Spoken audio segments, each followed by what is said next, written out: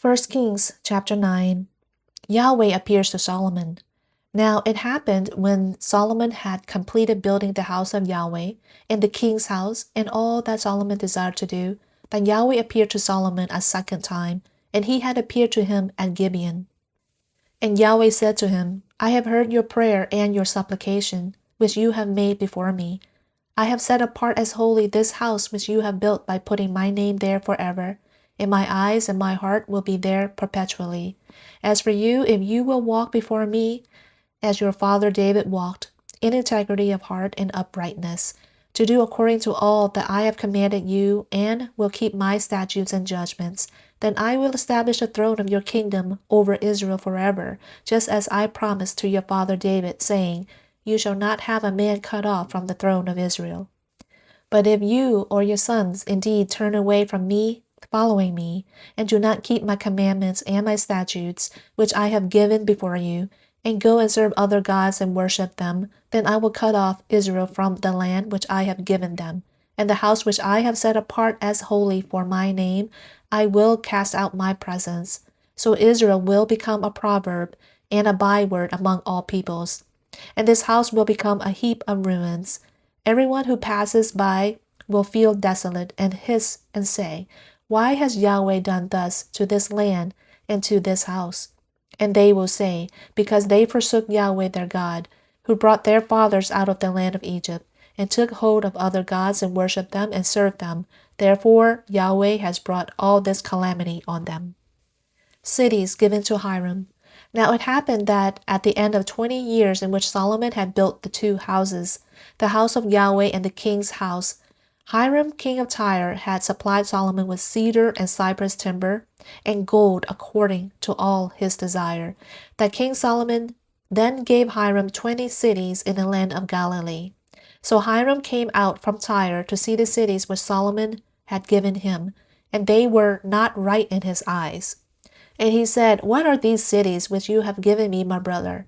So they were called the land of Kabul to this day. And Hiram sent to the king 120 talents of gold. Solomon builds cities and ships. Now this is the account of the forced labor which King Solomon raised up to build the house of Yahweh, his own house, the Millo, the wall of Jerusalem, Hazor, Megiddo, and Gezer. For Pharaoh, king of Egypt, had gone up and captured Gezer, and burnt it with fire, and killed the Canaanites who lived in the city, and had given it as a dowry to his daughter, Solomon's wife.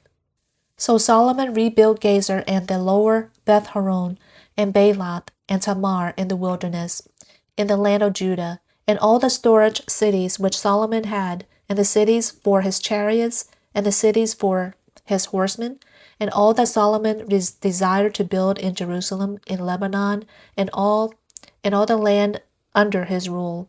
As for all the people who were left of the Amorites, the Hittites, the Perizzites, the Hivites, and the Jebusites, who were not of the sons of Israel, namely, their sons who were left after them in the land, whom the sons of Israel were unable to devote to destruction, from them Solomon raised up forced laborers to this day.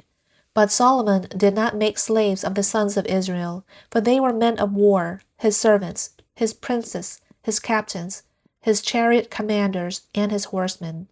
These were the chief deputies who were over Solomon's work, 550 who had dominion over the people doing work.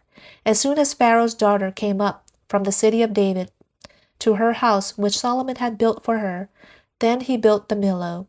And 3 times a year Solomon offered burnt offerings and peace offerings on the altar which he built to Yahweh, burning incense with them on the altar which was before Yahweh. So he finished the house. King Solomon also made a fleet of ships in Ezion-Geber, which is near Eloth, on the shore of the Red Sea, in the land of Edom. And Hiram sent his servants with the fleet of ships, sailors who knew the sea, along with the servants of Solomon. And they went to Ophir, and took from there 420 talents of gold, and brought it to King Solomon.